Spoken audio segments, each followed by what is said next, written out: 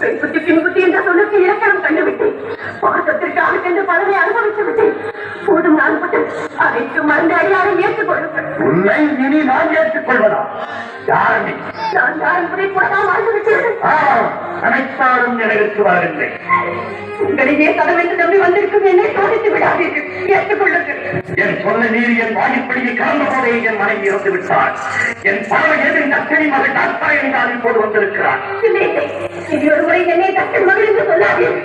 அவர் எனக்கு தந்தை மன்ன, நான் அவருக்கு மகள் வந்த என்று ஊழலியை கொண்டுவிட்டேன். அவர் யாகவும் முடியாமல் போகட்டும் என்று சமைத்து விட்டு வந்தேன்.